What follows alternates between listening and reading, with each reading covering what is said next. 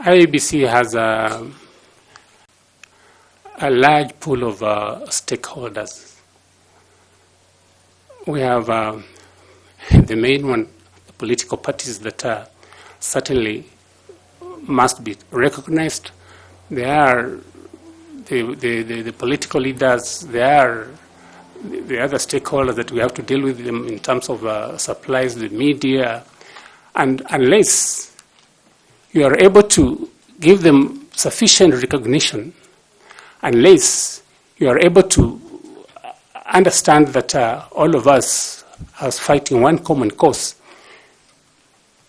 and unless we are transparent in the manner in which we execute this mandate, together with knowledge spilling over to all the stakeholders in equal measure, then we stand the chance of perhaps being accused of being favoring particular sides, favoring particular political dispensations. That should not happen. What we need to do is to move forward together with all the stakeholders, bring them together, and have one vision together as we move towards ensuring that we have an election that is credible. So, in your career journey, do you have any particular instance where pressure was put upon yourself in execution of your mandate in whatever capacity that tested your leadership skills and you came out strongly? If there is, could you like to share that with this panel? Somewhere around 2011 or 2010, I can't recall exactly, I was in Nairobi on official duty, and I was told that there had been a breakdown in the powerhouse of Nzoia Sugar Company. That was a major breakdown because the factory had to stop. So I quickly consulted the chairman, I rushed back to the company, and after consultations, we agreed to quickly summon the board, because what had happened, there is a machine called the continuous vertical crystallizer that stores the excess material, because the factory we were running was a bit old. So that excess material has to go to that machine called the VCC, which was a huge piece of equipment, so that it can store that material and then process it later on, so that we ensure that all the sugar has been extracted. Now, when the breakdown occurred, a lot of that material went to waste. And subsequently, of course, following the investigations that were done, when this happened, I think some staff who were manning a very, very delicate place called the Bauhaus, I think were excited to go and watch and see what had happened, and therefore that led to the breakdown in the turbine of the powerhouse that led to the stoppage for about 3 weeks. Now, of course, we had to undertake investigations as a board. The chairman summoned the board, and it was agreed that a responsibility be assigned. I think after the investigations, some officers were censored and I think dismissed. There are people I had worked with, and every time you think something has happened as a result of an accident, you think you want to forgive, but of course the decision was collective. They were sent away. I felt it for them, but again, it had to be done, and of course the board was able to convince the ministry to allow us to draw funds, which were in excess of 150 million, to import other machinery from India and fix the breakdown in the Bauhaus, which was done, and that cost a stoppage of about 19 days. In government circles, I think that was quite some tremendous loss. But I was able to, with the help of the board, steer through the crisis. We resumed operation after about 19 days, and yes, some people went away. It was sad for them to go away for something that really was not deliberate, but that's something that I thought was fairly challenging for me. Thank you, Mr. Chairman. Thank you, Mr. Simiyu. Thank you, Chairman. Thank you, Linda. Now I would like to ask Carol Kituku to also engage the candidate. Thank you, Mr. Chairman, and good afternoon once more, Wakili, and welcome. I would like us to have a conversation on the party nomination process.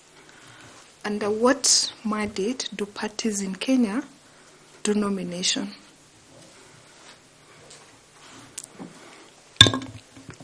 Yes, parties do. I do not know whether you're asking about the nomination lists or the nomination lists. Yes, in our election dispensation, there are certain realizations that have come that we need to be sensitive to the manner in which positions of leadership are distributed, and therefore parties are given the privilege in the Constitution to nominate some members outside the elected ones to fill those positions that are meant to cushion against the two-thirds requirement in public service. Now, for Parliament, for instance, there are the 12 nomination positions, and which are, I think the parties are given to present those nomination lists prior to the election. And depending on how the party fares in the election, the distribution of the nomination seats will be in accordance with how they are fared proportionally. That also applies to distribution of the nomination seats in the county assemblies under Article 177. And of course, that nomination mandate also has to take care of the requirement that the marginalized groups have to be considered, women have to be considered, the disabled and the youth. The law deemed it important that the party provide their nomination list, or what they call the party list, way before the declaration of results, or before the voting and the polling and the results. Why do you think this was necessary? Given our history, our electoral history? The process of election is fairly sensitive. You find a situation where we do not easily accept results of the engagement we have in our political affairs. So the requirement that this list be submitted in advance, in my view, are meant to ensure that any disputes that may arise, because obviously the issue about determining who is able differently, the issue of determining issues of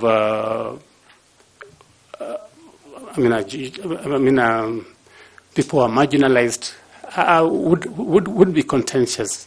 And if they're contentious, the earlier we start the process and listen to these disputes and resolve them before the elections, the better, because then we have little disruption in terms of the programs for the elections.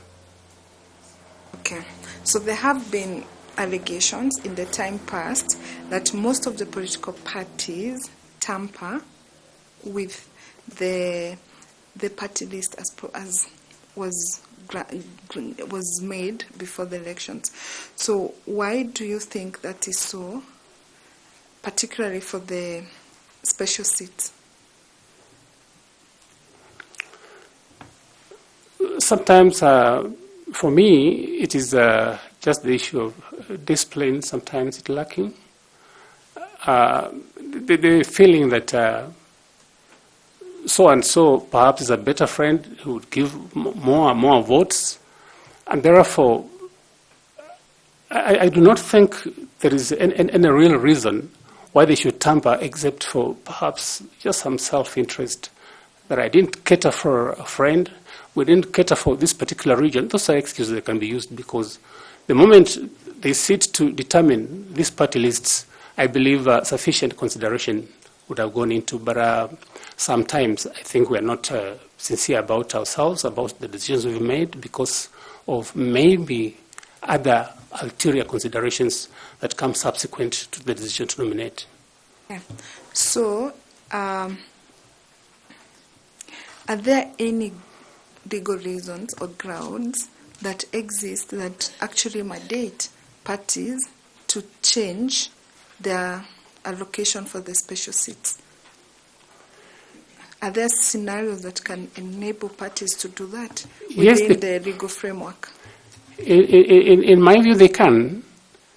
For instance, if any of the persons who have been earmarked for that nomination, and perhaps from the manner in which the list has been presented is the one likely to maybe land the seat of the marginalized or women or youths, he dies. If that happens, then obviously that is a reason that would be a good reason for seeking to change the list of the nominees. It's on the reason, circumstances, any more?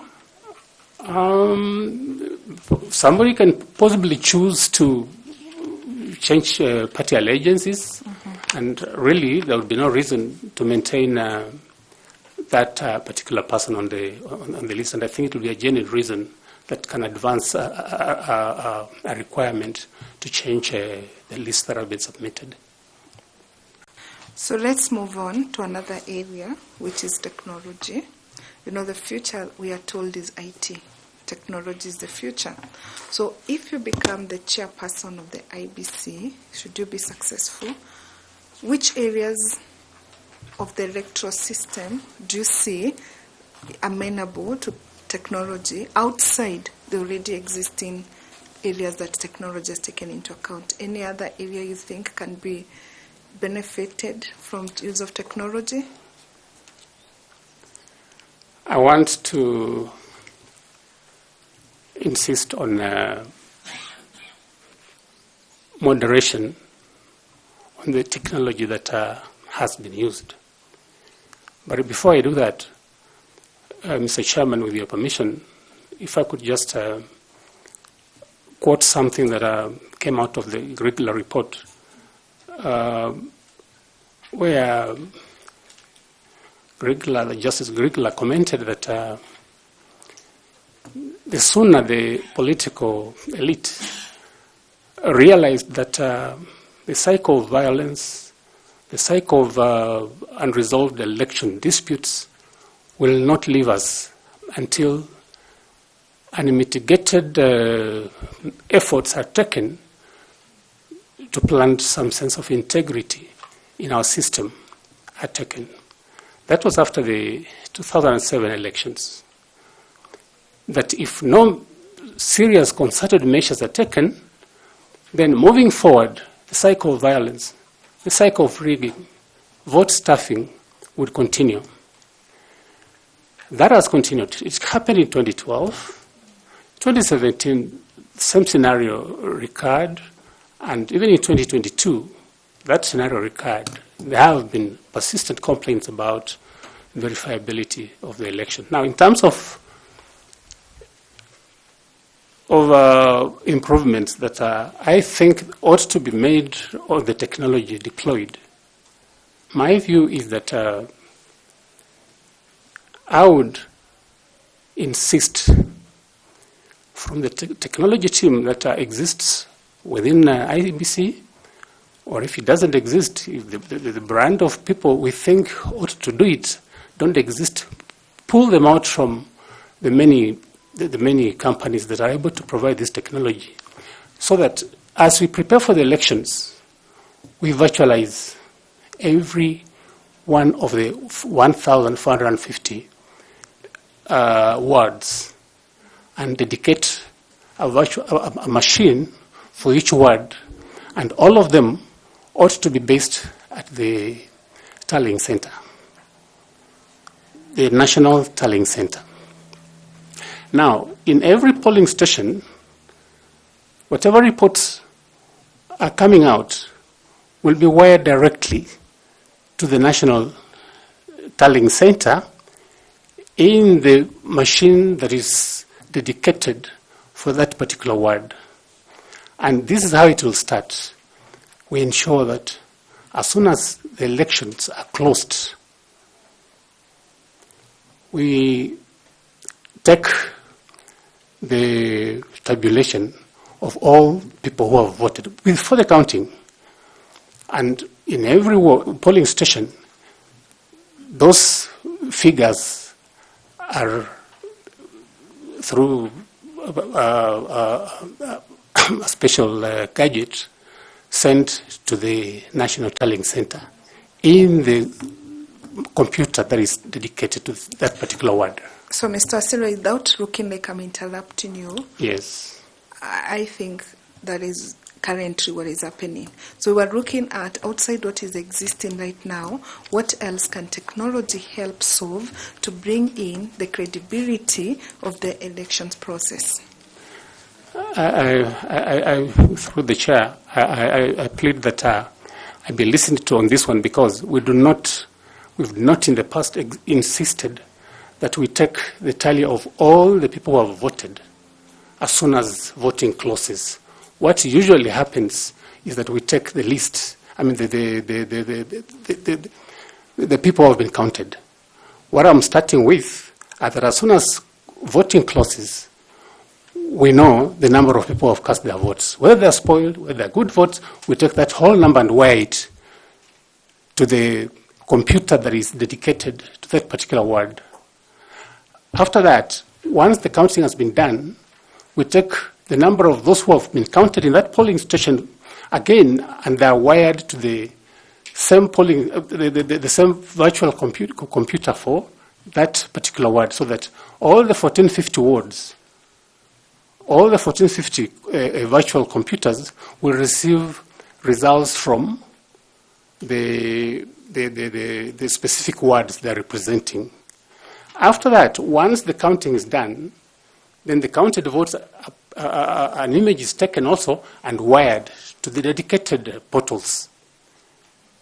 And then the technology that will be best suited for this is satellite technology, where we would avoid a lot of failures like has happened with Safaricom and others, where particularly in remote areas it's difficult to get that information wired to the tallying center.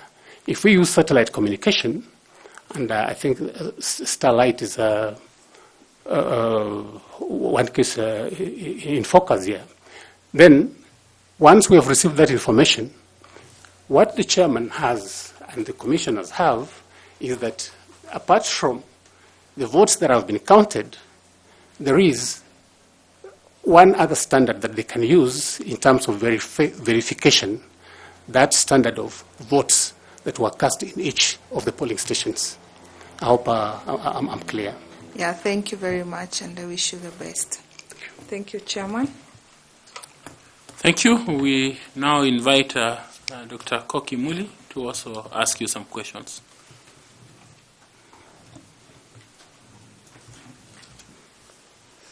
Good afternoon, Wakili. Good afternoon. And welcome again. Thank you. To this dialogue. When was the first election held after the promulgation of the 2010 Constitution? 2013? When? What date? Oh, I can't have the dates, but I know it was in 2013. Thank you. Wakili, you Yes. know that the election day is a very important day and a very critical stage of the electoral cycle. Can you tell the panel what activities take place during the election day and from what time? Polling usually starts at 6 a.m. Throughout the country, unless, of course, the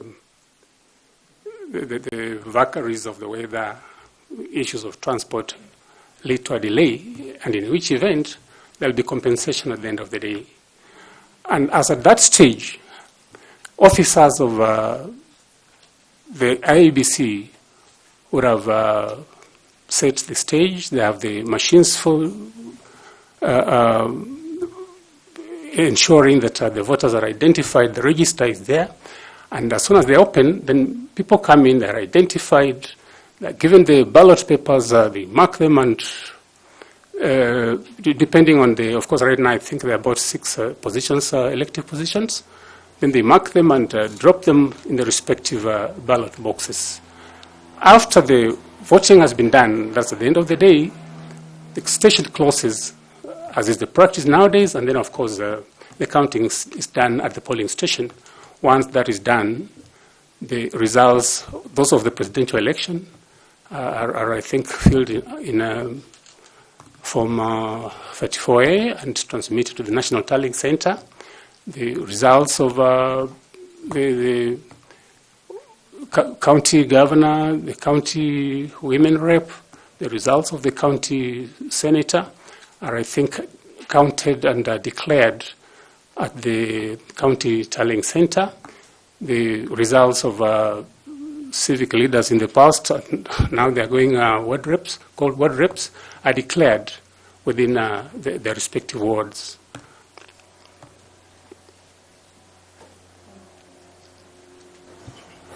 Okay. Is there any announcement of results at the polling station? Results are not, so to speak,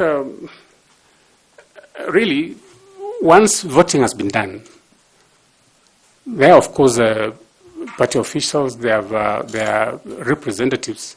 Once the returning officer has finished the counting, the officers will have to sign them.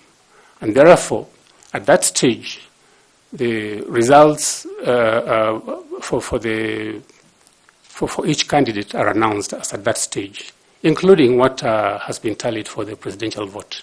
I think they're announced at that stage before they are transmitted to the respective quarters. Thank you very much. Would you like to tell the panel and those Kenyans watching you which are those respective quarters where the results, the different results of the 6 elections are transmitted to? There is the constituency tallying center where the results of the area member of parliament are supposed to be taken, tallied and declared. The results of the ward representatives are similarly taken to the county tallying center and are declared. The results of the governor and the senator are also declared at the county tallying center, but the presidential results are declared at the national tallying center.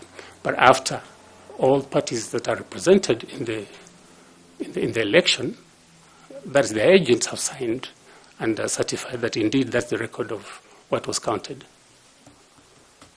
Where are the results of the women rep taken? Don't take this as my inability to appreciate that they are a major component of our life and our elections. They are also declared at the county tallying center. Sorry, I just overlooked that, not deliberately. No worries. That's okay, Wakili. During the election day, there are specific duties assigned to the chair of the commission and the members of the commission.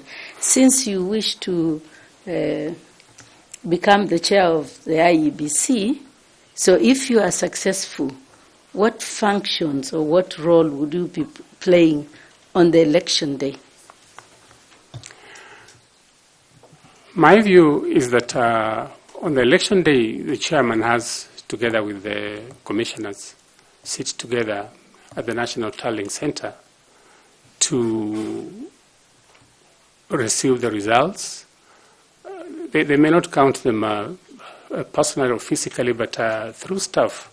Once the results have been counted, it is for them to have a conference and agree that these are the correct results, and then authorize the chairman to announce the results. But of course, we also know that the chairman has power. From the recent decisions, I think the decision in the 2022 election petition, because usually you would find disagreements, and disagreeing is normal.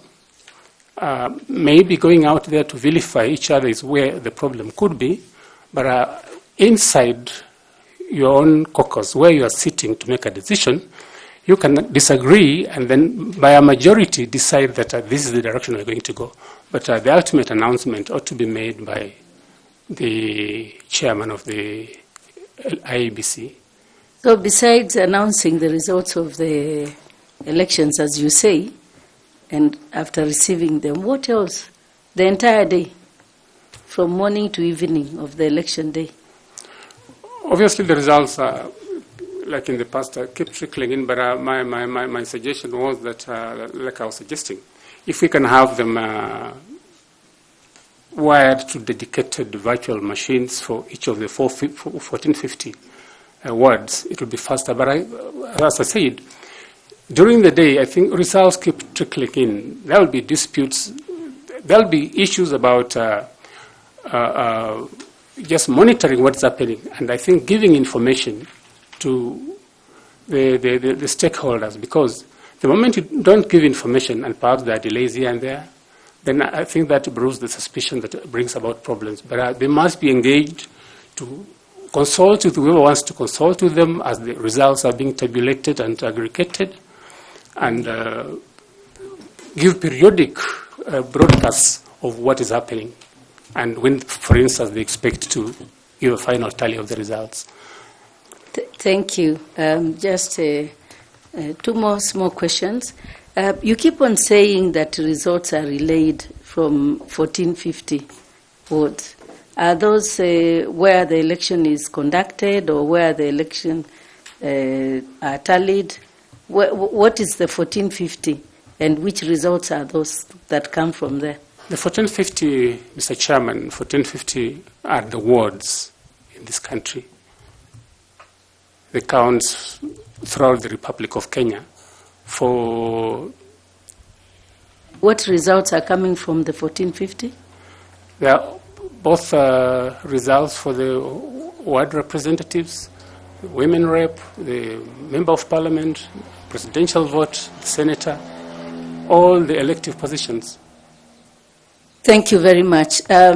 Lastly, what do you think, how long do you think when you become the chairperson of the IEBC, how long do you think is reasonable to have the declaration of all the election results in Kenya after elections? How many hours do you think we should declare? Because you said that the polling station close around 5 p.m. If they are counting between 700 and 1,000 votes, they should be finished within, let's say, at worst, maybe 7 or 8 p.m. So from that period, how many hours do you think it should take with all the technology we have, with everything that IEBC is aspiring to be, and with the transformation that you have told us here you will do when you become the chair, if you're successful? What should we expect from you to announce? What time should we expect the announcement of results to be? Thank you for that question. Let me start by saying this, that the problem in the past has been that we take a long time to announce results. And This is basically because sometimes we are relying on technology that will fail because we're using one dedicated line to transmit all results to the tallying center. There'll be jams along the way. There'll be gridlocks along the way. That's why I'm having this proposal that instead of using one line of communication to relay results from every part of this country, let's have a dedicated virtual machine for each ward. And that way we avoid the gridlock, we avoid the jam, so that results are released faster. And if that becomes the case, then if polls close at 5 o'clock, or if there's been an extension, they go on up to about 6 or 7 o'clock, I expect that if these measures are put in place, we should have all the results at the National Tallying Center by about 9 o'clock. And the beauty of having to relay these results directly from the ward, from the 1450 wards, is that you do not give people reason to start being imaginative.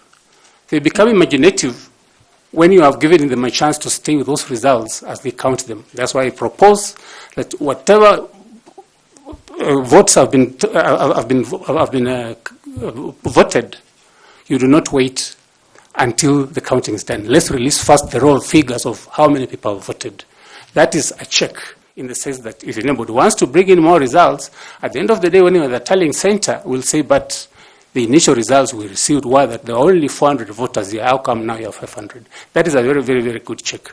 So for me, if this is implemented, then by about 10, 11 o'clock, we should have all the results of the tallying center.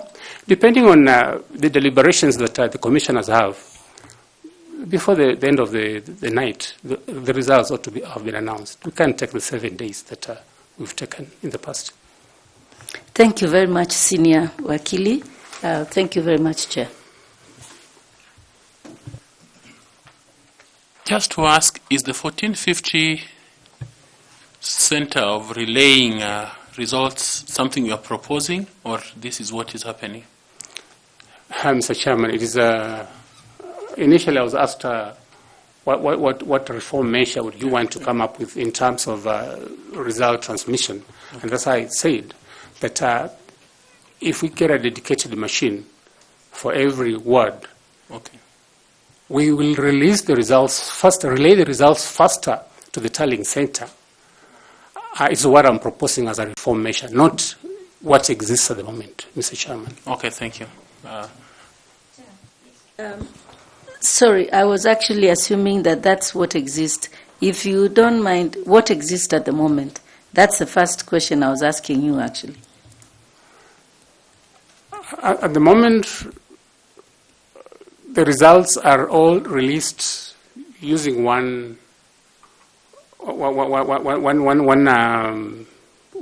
dedicated line. They are not results from each ward being released to a dedicated machine for that particular ward.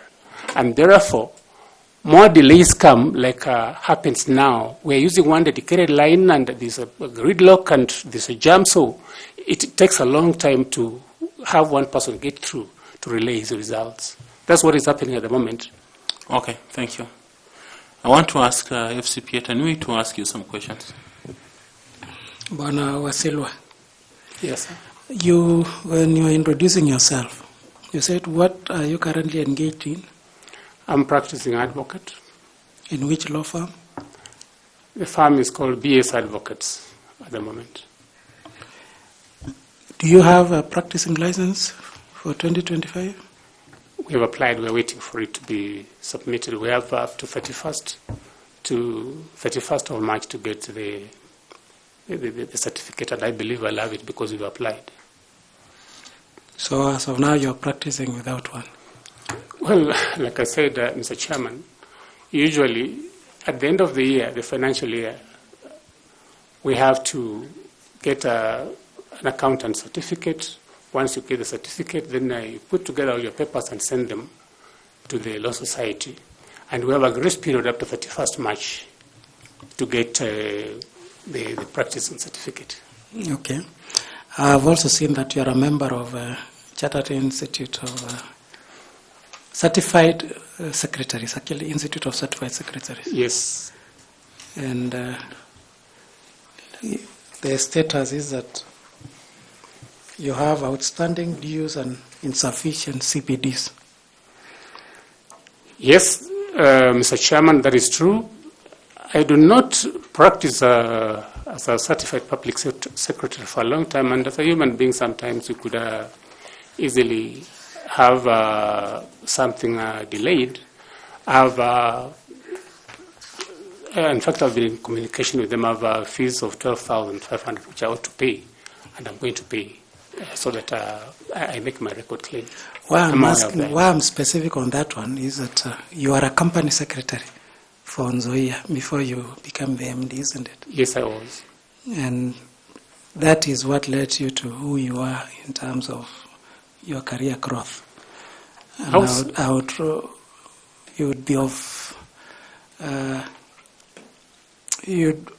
how would I put it? That should be it's what built you. It's what made you the CEO. You are the CS.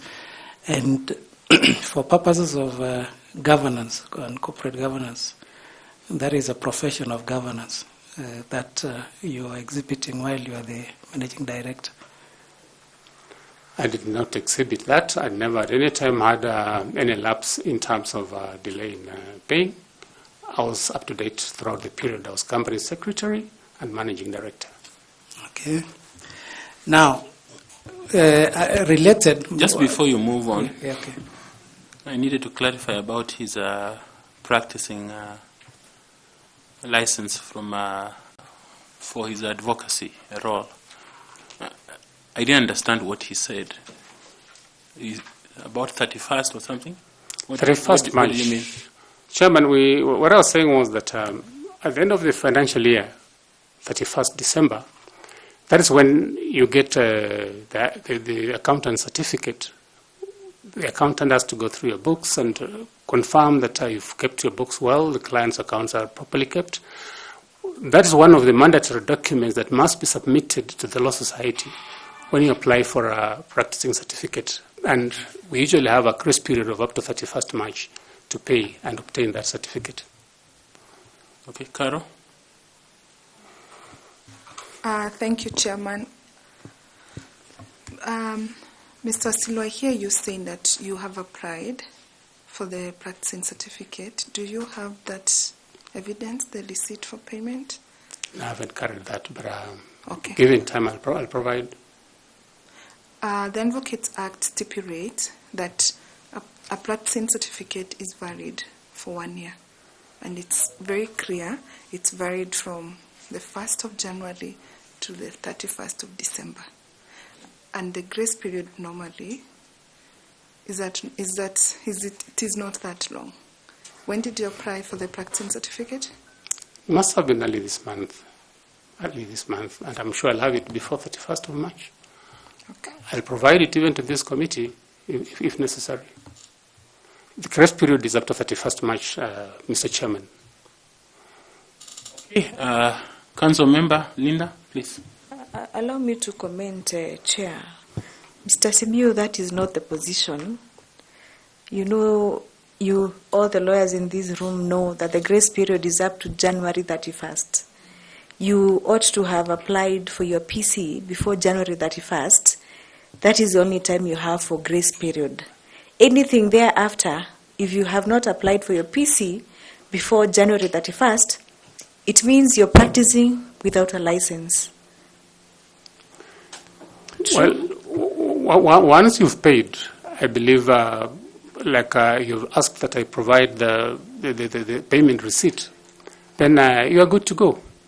And I believe I'll have, I don't know what Madam says about 31st January, but I know that even in the past, it is something worth checking, but the period has been up to 31st of March. What that means, Mr. Simiyu, is that if you apply in March, you will not get a practicing certificate from January. You will get a practicing certificate from the time which you apply, and it will be dated the month of March. That legally means that the whole of January, the whole of February, you were practicing without a PC, which is irregular. Well, sometimes we make these inquiries and we're told that once you've paid for it, you're good to go. And this is what we've done in the practice. Sorry, I think it may be something that we need to check again. But that's what we've done, how we've practiced. But you have your practicing license for 2024? Yes, Mr. Chairman. It's even one of the documents that I carried. I attached on the affidavit that had been filed by somebody. Okay. I have the certificate. Okay, can we proceed? I can proceed. Yeah. So why I raise that issue is corporate governance is a very important issue, and more so if you want to chair such a commission like the IEBC. And I was keen on your certification as a corporate secretary or company secretary, having been one yourself. Now, one of the key features or one of the instruments of good corporate governance is an audit committee. And I would expect that during your tenure as the CEO of Nzoia Sugar Company, you must have had one. But now it's a legal requirement under the PFM Act that all commissions, including IPC or IPC included, should establish an audit committee. Why was it necessary to legislate the establishment of audit committees, more so in bodies like Constitutional Commission? I think, Mr. Chairman, issues of financial impropriety have been rampant. I think they are cited even in this commission. I think audits are flagging certain issues that need to be addressed. And the Public Finance Management Act also provides strict requirements in terms of the responsibility placed on public officers, so that once the coming into place of an audit committee is really meant to help the institution in terms of fidelity to propriety in financial management. And I think that may be the reason why it was made necessary that institutions have audit committees. We had an audit committee in Zoia when I worked there. So is it something that, as a chair, or what value will it be to you as a chair of IPC if confirmed? The audit committee gives you internal assurance that things are running well, because the committee is supposed to be independent in the manner in which it operates. They don't report to the CEO, like in this case, the secretary to the board, for obvious reasons that maybe he's the one who is being audited. They have some dotted line where they report directly to the board. And if there are any issues that are going on under the table that maybe the CEO may not want to disclose, those would be disclosed in the audit committee, and I think can be sorted out before they're escalated out to the National Audit Office. I think it is very useful for the Commission to have that audit committee, because then it raises the red flags, and the early warnings come from the internal auditor, who would say that if we continue like this, there's bound to be a problem. I think it is a very necessary committee for operations of this institution. Thank you. And my last question is that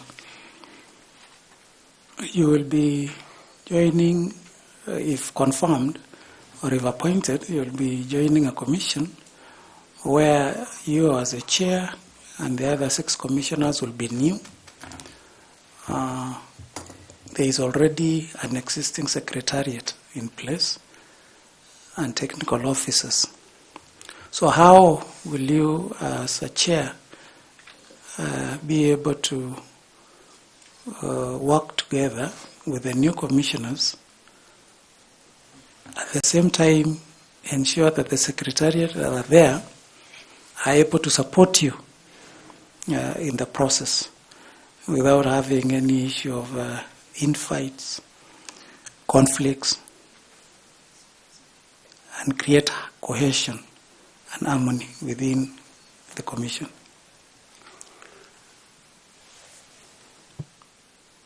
I believe that conflicts would arise only because perhaps we are nursing egos of personal interest, because I believe that the Secretariat has specific roles in terms of administration, and the Commissioner's role is oversight, policy, and guidance. That's when I think the issue of governance becomes handy. I think you take it seriously from your expression. There ought to be a delineation between what the Secretariat does and what the Commission does in terms of policy. But I also know that the chairman of the IEBC has kind of executive power, so that maybe if that is late to persist, it may bring about the kind of conflicts that are perhaps became apparent during the tenure of the late Chief Kati, may God rest his soul in peace, together with Mr. Chilova, so that in fact it led to one of the officers going. So that is something that must be addressed immediately if indeed the chairman has any executive powers. Those powers should be left for the powers of execution, should be left to the Secretariat, with the CEO being the Secretary of the Commission, and let the commissioners remain up there for giving direction and guidance. If we stick to that role, then I wouldn't see any situation where there will be a conflict, say, look, the delays in procurement of this gadget has been as a result of the failure by the chairman to approve this, to refuse to sign this. Let the Secretariat be given powers to do what they ought to do, and let the Commission remain at that respected level of merely giving guidance, policy guidance. If there is any aberration that is noted on the part of the Secretariat, I think the committee, the Commission has powers to take appropriate action, but it should not delve into actual work of administration. That should be left to the Secretariat. And if there is any lacuna in the law, that is then something that must be addressed in the first instance when the new Commission takes over. So, Panawasilwa, now what will you be doing 8 to 5, Monday to Friday, and because you are full-time commissioners? You as a chair is full-time, the 6 commissioners are full-time. So what will you be doing 8 to 5, Monday to Friday, January to December for 6 years, if you are just oversighting and staying up there? I think the Commission is what I would say more or less of a hybrid, in the sense that The work of the Commission is so extensive, touching citizens from all corners of this country. That being the case, I do not subscribe to the view that there will be nothing to do if we are left at policy level. There are issues, for instance, of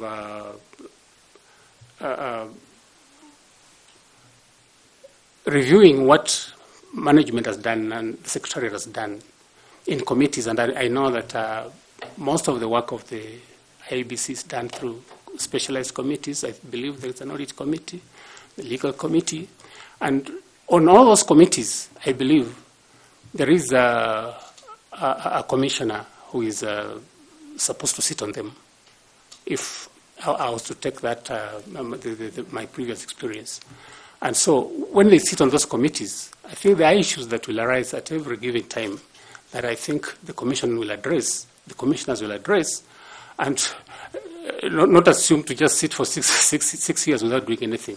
Because matters that are done by the Secretariat must necessarily get the approval of the Commission before the implementation is done. Reports must be made, escalated to the Commission before implementation is done. So I believe that there is work to be done, and done even on that daily basis.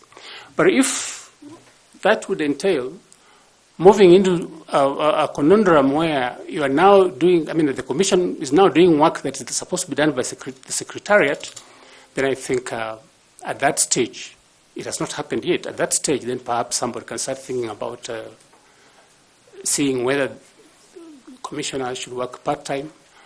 But knowing the problems that the Commission has, knowing the limited time that it has, for instance, for organizing the next election, I believe that a full-time occupation for the commissioners is necessary at this stage. But if, for any reason, there is a reason to believe that perhaps they're being paid for not so much work that is being done, then I think policy should shift, and we said now I think we sit as on a part-time basis. Wish you well. Thank you, Chair. Okay, before I come to you, Madam Linda, please. Thank you, Chair. Now, Mr. Simiyu, I would like to take you back to the matter of the PC, because part of our work as a panel is to ensure that we have a very honest chairperson who will be able to give Kenyans transparent and accountable elections. And also to caution you that there are several lawyers in this panel, and therefore the questions that I ask, kindly be honest about them. So you say that you have applied for your PC for this year. I say so, Mr. Chairman.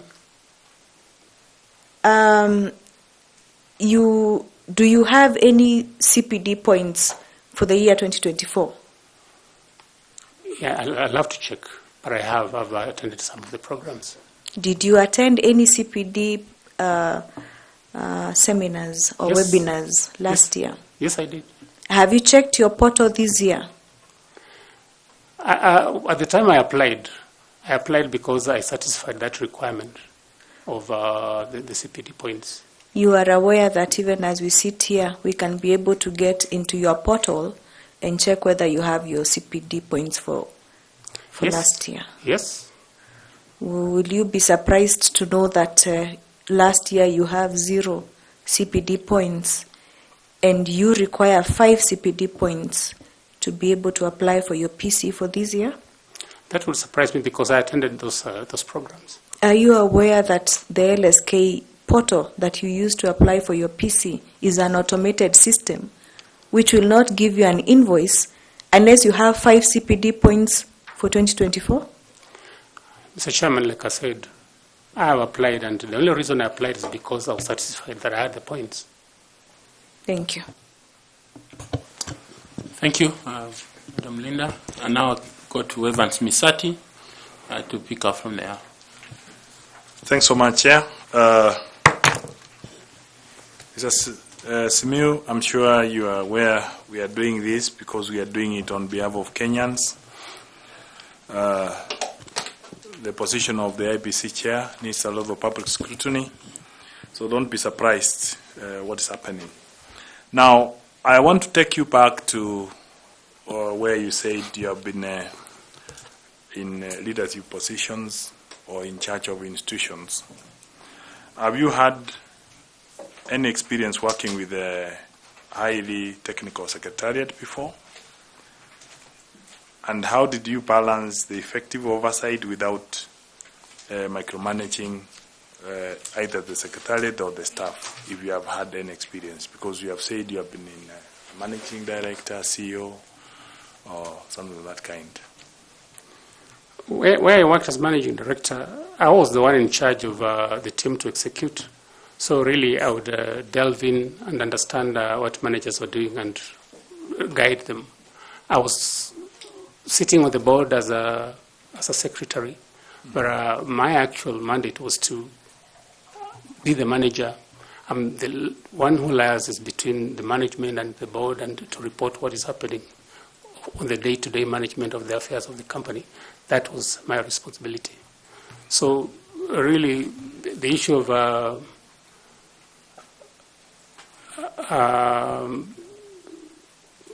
conflict would not arise at that stage because I was the one that was responsible for the management of the company.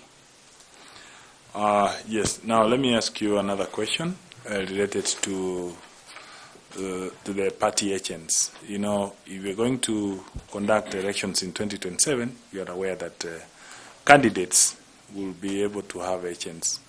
From your understanding, what are the challenges you can cite that are facing the issue of party agents, given that you know these are the witnesses, as you are the delivery, these are the witnesses who witness on behalf of the candidates. So are you seeing any challenges with the issue of agents, and what are the measures to mitigate any of those challenges?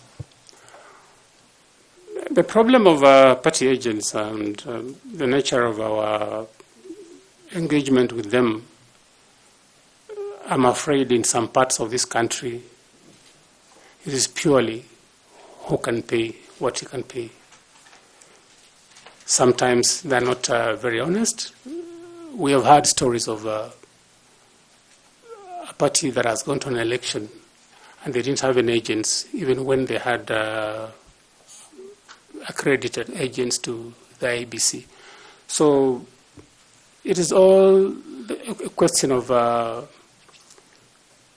what we want our elections to give us. It is all about the education we can give our people to understand that that 200 shillings you're being given to sabotage an election will not help you. You are better off doing the honest job so that you get the leaders that would come into position to help you improve your lot. But unfortunately, the problem we have is that sometimes they put money matters, and that you can easily, crudely put, buy the agents and have them do nothing even when they're there, as you do anything. So the issue of party agents, I think we need a lot of civic education. We need to make them understand that it is a solemn responsibility for their country to ensure that a fair election takes place and that it behoves them to do that they can do, to ensure that they represent the interests that have been put there to represent. But unfortunately, that doesn't happen. So I think we need a lot of civic education for the agents. So apart from the money and the training, so what will you propose as we move, apart from that training, as we move? If you are the chair of IPC today, you have a meeting maybe with the stakeholders, the political parties, what will you propose to the candidates in regard to the agents? The problem is, let me start like this. The biggest problem we have in this country is competition for elective positions. We think guarantees the goodies to come on my side, in my house, to my tribe, to my county. That competition is what breeds problems. It's not even this agent. Because, like you would recall maybe 2007 elections, I think it's the worst scene that you can ever experience, where the chairman of the commission says, I don't know what is happening, I don't know what's cooking, maybe the results are being cooked. So that this competition for the prize, that's the presidency, is what percolates down to even agents to want to behave like, so what, so and so give me 10 shillings, you give me 20, I can even switch allegiance.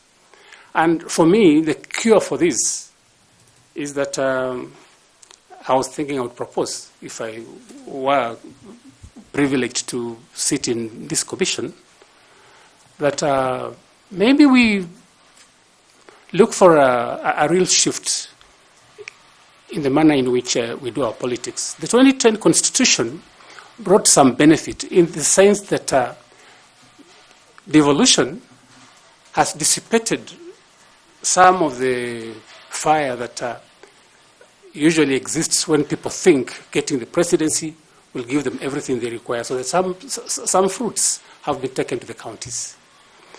Can we think, for instance, of,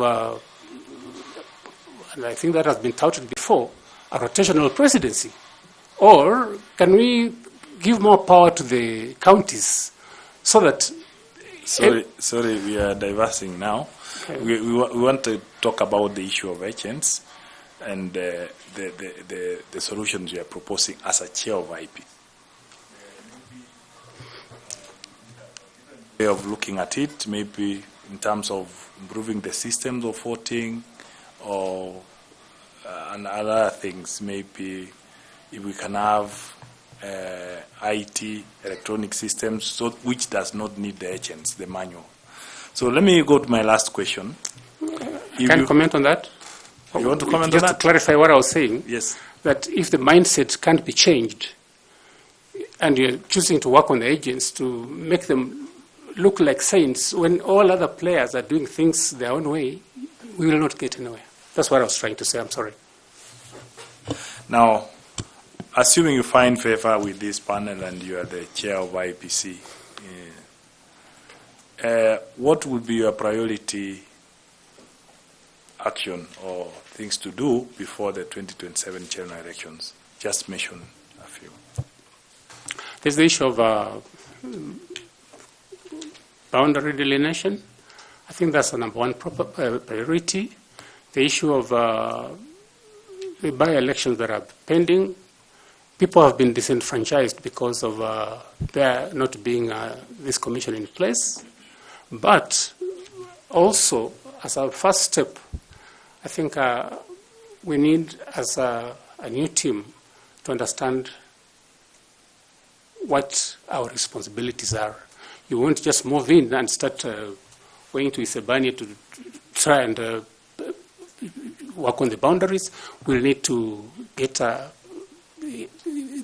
initially an understanding of the operations, the guiding principles, the guidelines in terms of how the commission operates. Once you have understood that, then of course, like I said, the immediate issues would be planning for the next election, the issue of delineation of boundaries, which is overdue, and I think constitutionally, I don't know, that something has to be done to get the mandate to go on with the exercise of delineation, because the 12 years are long gone. The 12 years the Constitution requires within which boundary delineation has to be done. So that is a priority.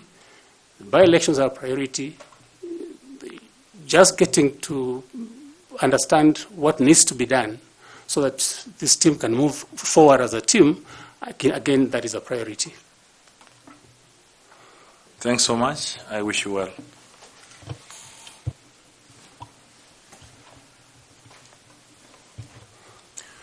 Mr. Asilwa,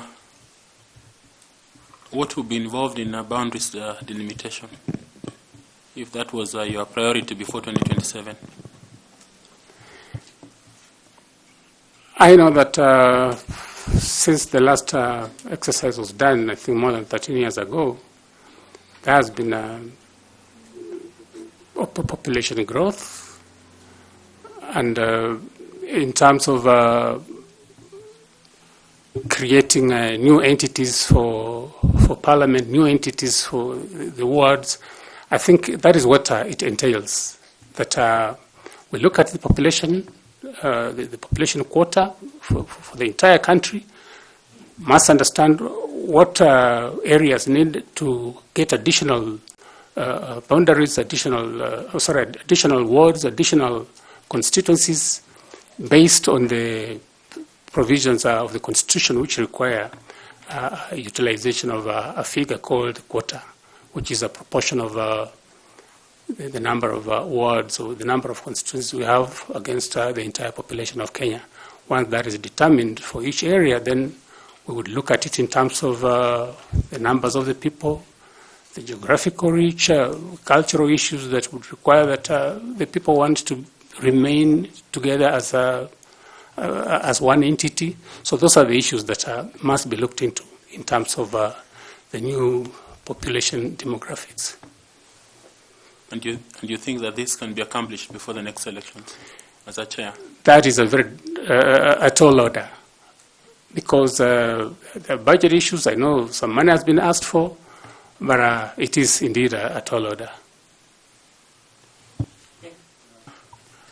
Ms. Fatuma? Koki? No? Ms. Fatuma, please. Take over. Thank you, Chair. Mr. Simiu.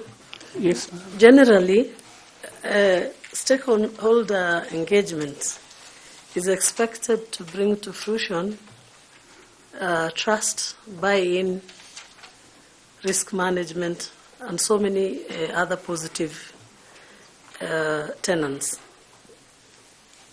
For instance, you become the chair IBC, and you are faced with a situation where there are stakeholders who are hostile, who do not completely trust what you're doing, or just have a negative attitude towards working with you, working with the Commission generally.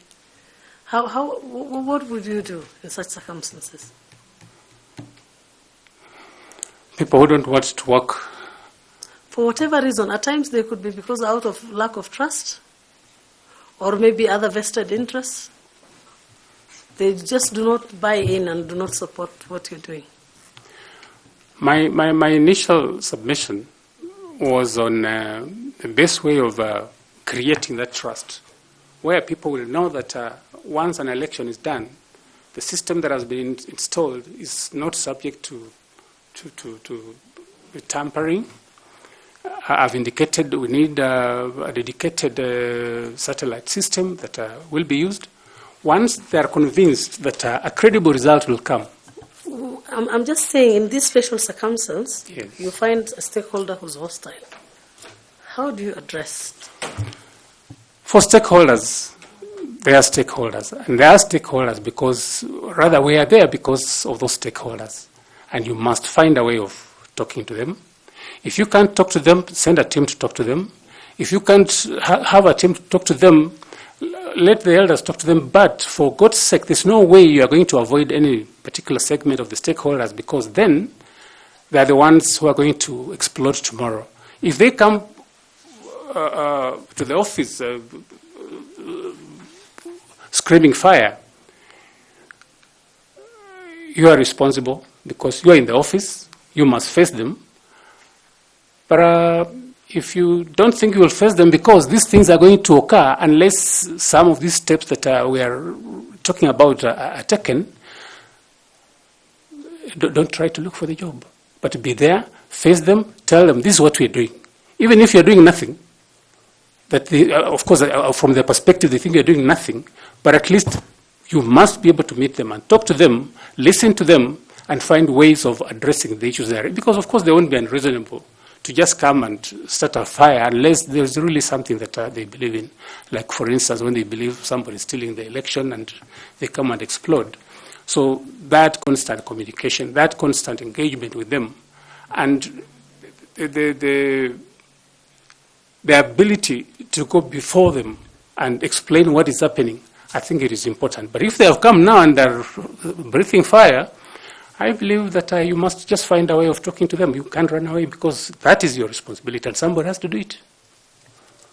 Supposing you are unsuccessful, how do you protect the Commission's functions and ensure that you are able to conduct the elections and the outcome is unaffected?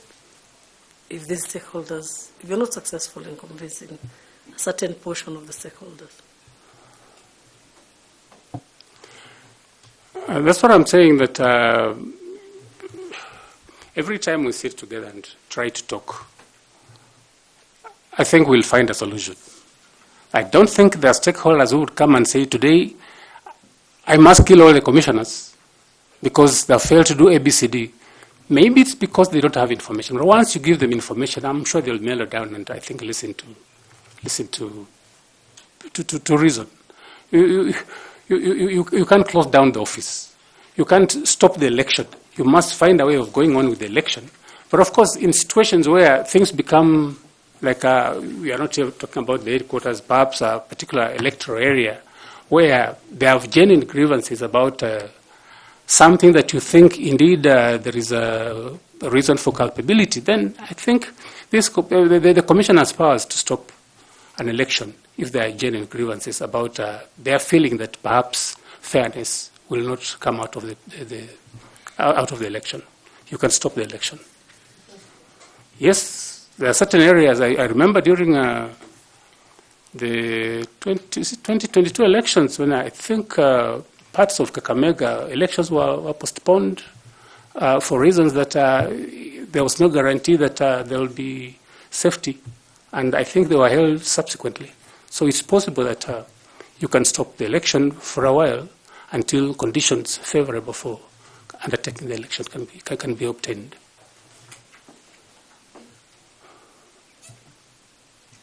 Thank you. Now I want to ask Mr. Nicodemus Bore to ask his questions.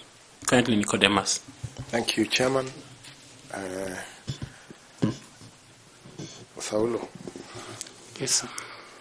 I think the reason why Kakamega elections were stopped in 2022 was because the ballot papers there was a mix-up of ballot papers, not because of any insecurity or anything else.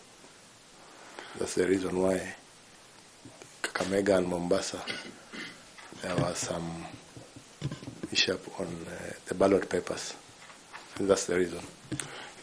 Yes, Mr. Chairman, I agree. That's just an information. What I was trying to say was that conditions may prevail that are inimical to holding a successful election, and they may not be necessarily about there being mixture of ballot papers. Any other reason, like extensive violence, can, I think, cause a postponement.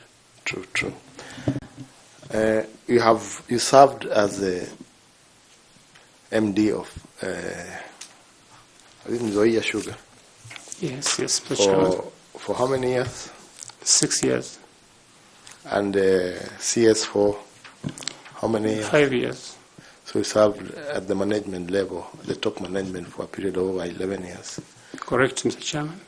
At the same time, you were still running the BS and Advocate Company?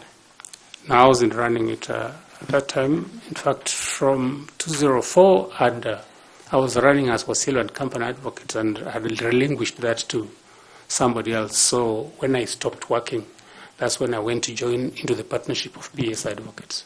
Okay. So remember, the sugar sector in Kenya has faced persistent challenges, including financial mismanagement and low productivity of sugar and sugar cane, and the governance issues, and sometimes even farmers' discontent. So looking back on your tenure, do you have any specific successes that you can point out as your contribution to the industry as a whole? I believe I mentioned them, one that stood out was the fact that when other companies had no cane, my collaboration, my coordination with my managers in agriculture had developed a lot of cane, both in the Outgrower Reach and the Nucleus Estate, that we never lacked cane while I was the managing director.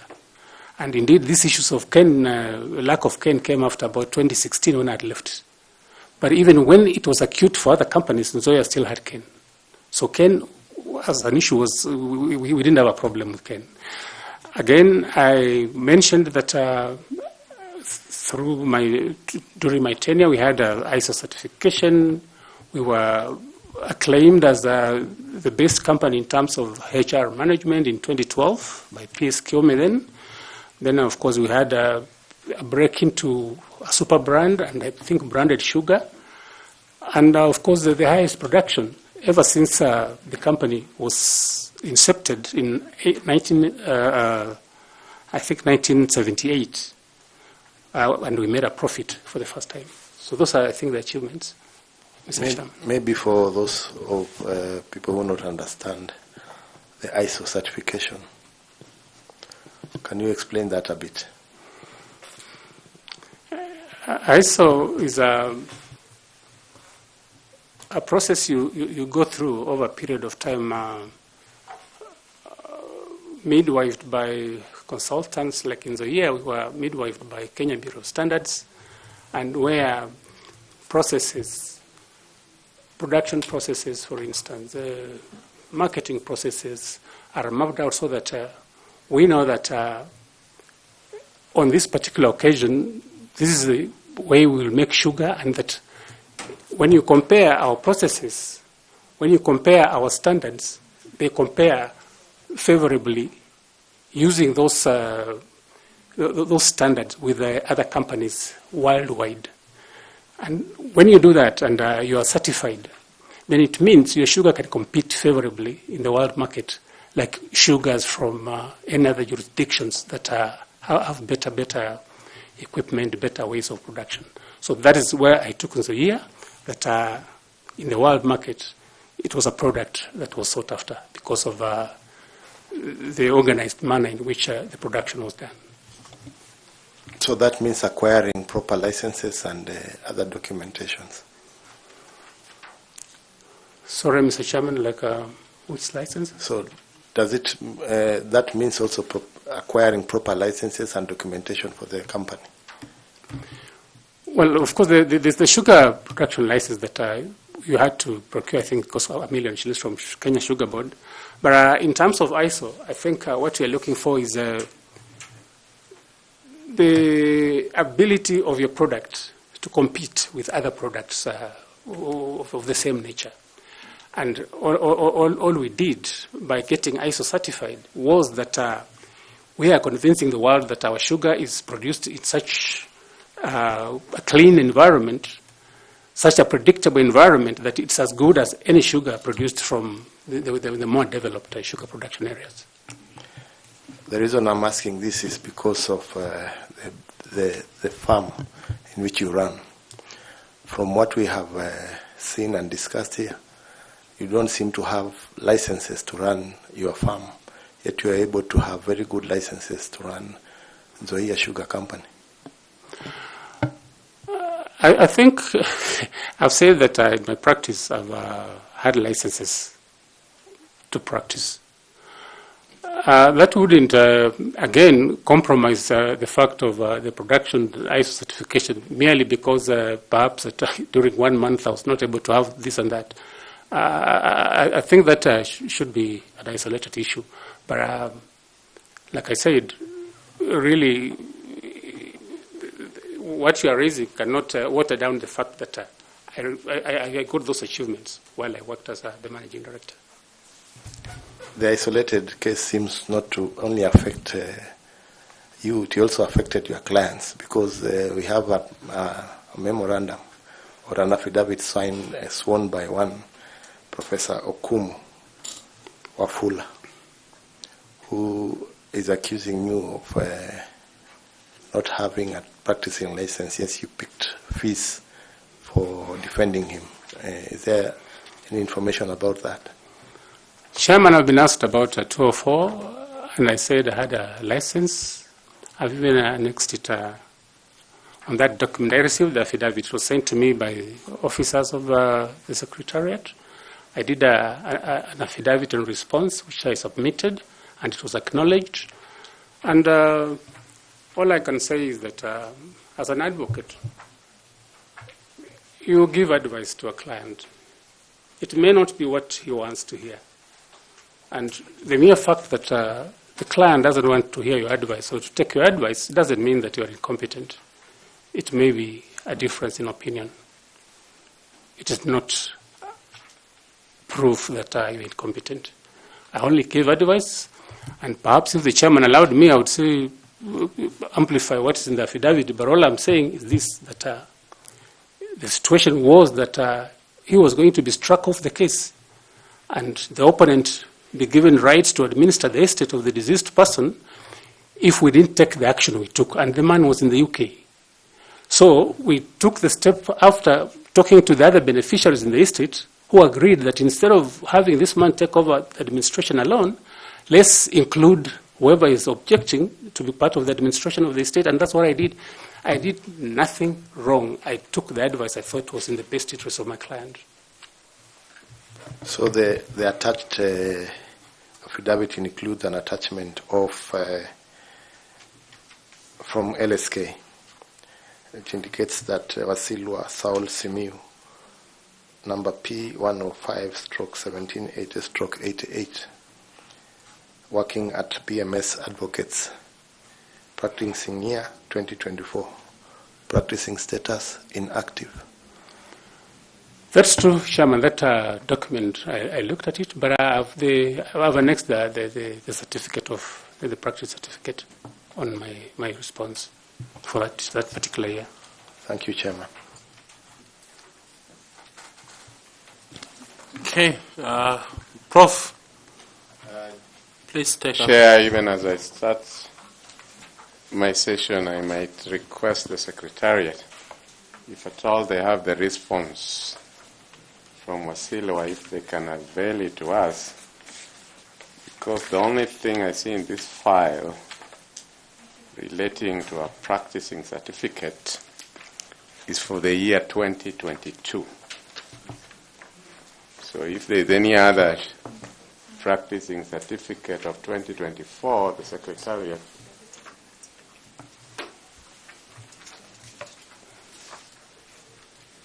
Do we have the affidavit? Yeah, just help me as I want to revisit this because Wasilwa, you know that the position of chairman requires somebody of utmost integrity. Madam Caro has brought to my attention where you are replying affidavit is, and again the certificate that you have attached is for the year 2022. So you haven't answered Boris' question, because the certificate you have attached here, practicing certificate, is for 2022. Can you clarify where the 2024 one is? Chairman, maybe the photocopier left out that, if that came from the system. Do you have the original? We can use the original. We don't have to use a photocopy for a scanned one. I don't have the original right here, but I attached the certificates for 2022, 2023, and 2024. And you're saying that the LSK portal that has been printed as both the LSK Council with our Vice Chair and the LSK representative Caroline, who have said here to you that we can enter that portal right now, and that's how this inactive status was ascertained. You are saying before us here that whatever was obtained from LSK portal is not true, and that Wasilua's photocopier, which missed the certificates of 2023 and 24, is the one which is true. That's what you're telling us. It's not my copier, Mr. Chairman. I'm saying no, wherever you copied. Whatever I sent to the Commission had certificates for 2022, 23, and 24. And you photocopied it from an original? Yes. Which, if you are given time, you can produce before us. They're in the office. I can produce them. Very well. Between February 1 and now, have you had active cases? Yes, I have. You can tell us some of them? It's very recent. I do a number of cases for the... No, just mention one of it. If you do a number of cases, as a lawyer, it wouldn't be difficult to just, even without having the case number, just tell us on this and this. That's the case I handle. Or I'm handling. One of Winfried Adhiambo against Kenya Revenue Authority is pending for judgment. I think coming for judgment sometimes this month. In which jurisdiction? The High Court in Bungoma. Thank you. Mr. Wasilwa, as chairperson of IEBC,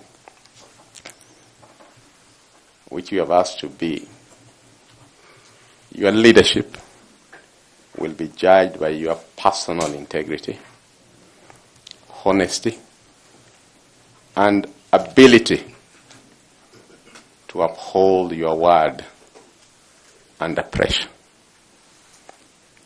Can you share with us a specific experience from your professional career where your honesty, word of honor, and consistency were put to test? How did you navigate the situation, and what was the outcome? As a lawyer, you get... I've got instances when the opposite side wants to sit you down and compromise. One particular case was a criminal case where somebody was charged with a defilement. I am watching brief for the complainant. The girl was about 13 years old, and she was actually defiled, dropped out of school. She was pregnant, and somebody said that my continuing to act in the matter is inimical to his interests because he was likely to be jailed and he was an employee, that I should accept some amount of money and withdraw from the case. But I didn't withdraw from the case. Went on, he was convicted and sentenced. So I think those are instances that you meet when you practice law. Just as my colleague Bori intimated to you, the sugar sector in Kenya has faced persistent challenges, including financial mismanagement, low productivity, governance issues, and farmer discontent. Looking back on your tenure, what lessons did you learn in navigating the challenges of the sugar sector, and how would those lessons shape your leadership approach if you are appointed chairperson of the IEBC? The sugar industry is... sugar is sweet as a product, but sugar attracts very bitter politics around it. I pointed out when I began that when I was appointed managing director, questions were asked loudly whether a lawyer can manage a sugar factory. But I managed it for 6 years successfully. I insist that at the time I left, it was a going concern. It had money in the bank, staff were being paid, contractors had been paid in full. I had done annual maintenance, which usually takes anything upwards of 500 million shillings to do from the time I took over until the time I was leaving. So really, I did my best. But amidst the politics around the sugar industry, sugar is the only product which has sugar barons, like drugs. And so it shows you how vitriolic it can be, how dangerous it can be to work in the sugar industry. But somebody has to do it, and I did it successfully. Thank God that I managed. But all I can assure you is that I managed to circumvent the politics around it because it was so political. I managed to pay farmers, and there were no complaints at the time when I was working as managing director. That record is there. The record of profit making in 2012 and the record production of 71,000 tons is there in the company's books. So really, yeah, I think I have sufficient resilience to withstand political tornadoes and run the institution I did. Thank you very much. Yeah. Thank you. The sworn affidavit that Bore read was claiming about your lack of certificate in 2021 when you got the instructions. Did you have a practicing license for 2021? Chairman, I had. Okay. But the person who was going to court and representing your client was your partner, not yourself. There were two cases. There was one for probate and administration. I think their father had died and they were doing succession. That is the one I handled.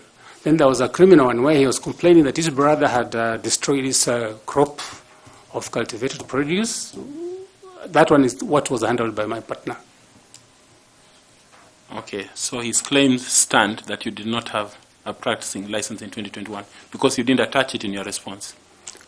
The period was he had attached there is 2024, which I'm saying, Mr. Chairman, that I had the certificate. They didn't talk about 2021. If they did, I would have attached it also. I had. Did you read the letter that invited you for the interview? Yes, Mr. Chairman, I did. Did it ask you to bring your original certificates and testimonials? I did. I brought them, Mr. Chairman.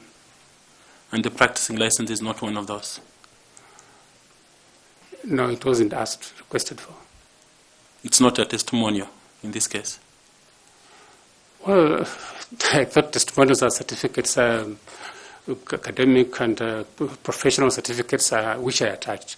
But in terms of what the person alleged, I attached the certificates for 2021, 2022, 23, and 24, because the period in question, according to him, was 2024. Okay. Okay. Prof, you have some two questions, please. Some two questions. Quick one. Manawasilo, you told us about if you are made chair, you told us one of your priorities will be to ensure that the by-elections that are pending where Kenyans are unrepresented, they should be conducted so that those Kenyans are represented. Name for us, since this is your priority, name for us any 3 constituencies or counties in the Republic of Kenya that are due for by-elections and the reason for the by-election in each. Mr. Chairman, I don't have the ability to remember all of them, but I know that some cabinet secretaries have been appointed who are members of parliament. The case of Mheshimiwa Pio Andai is one. And I think there are a number of others, several civic seats, which I think ought to be represented, but I cannot humanly remember them. Very well. My last question is, which was the last country to join the East African community? Must be DRC. Thank you, Chair. Thank you, Mr. Wasilwa. It's been a great pleasure talking to you, learning from you and hearing from you. We are indeed grateful, as I said in the beginning, that you applied for this position and you were shortlisted for it, and you took your time, noting that you practice in Bungoma, so you must have traveled from Bungoma to be here. We don't take it for granted that you took this effort to want to serve Kenyans. I would like to invite you, just in case you have a question or a comment to make, please do so. Thank you. Thank you, Chairman. Chairman, the members of the panel, members of the Fourth Estate, I'm sure members of the public are here, those watching. Thank you for giving me the privilege of engaging with you. And I wish you Godspeed in finding suitable persons to run our institutions, and particularly this one that is really pivotal. It touches every Kenyan from Lokichogyo to Tanga,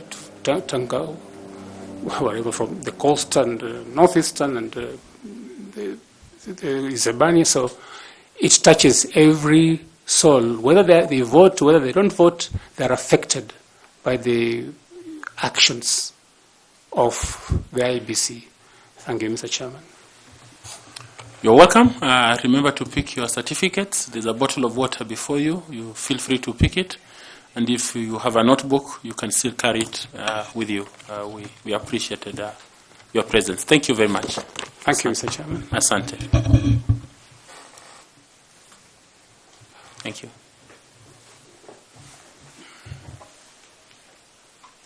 Thank you.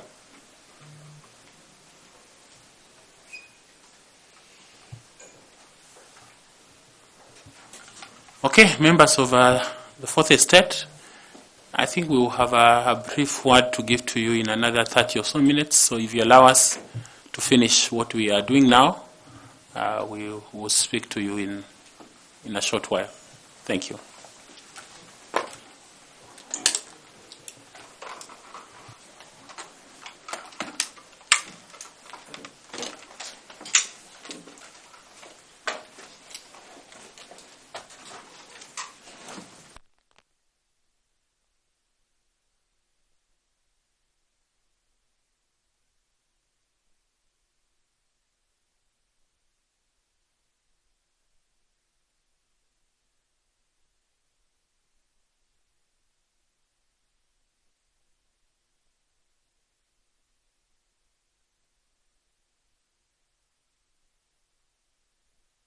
Maeririe niamu eno neo jamaeririe niamu eno neo jira hutho kwehotanira kuma 10,000 ginyagia 300,000 muthako uyu ni muhitukire BCLB na ndutekerete guthako ni mundu wa thio maka 18.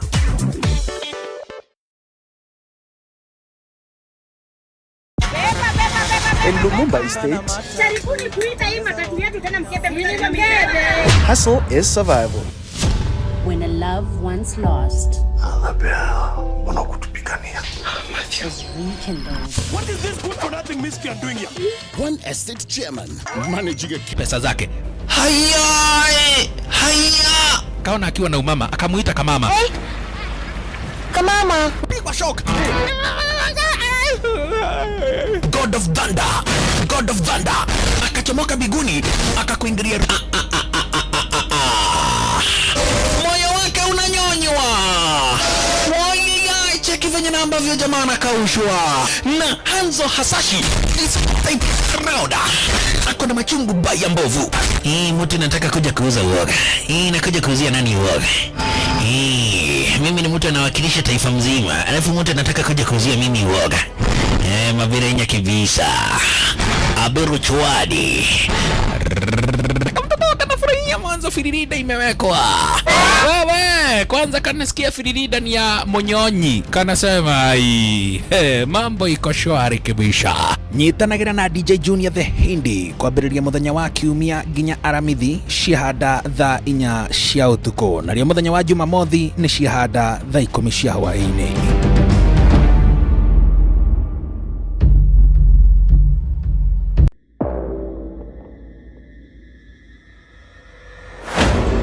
Once upon a time, one day in August 2022, everything fell apart.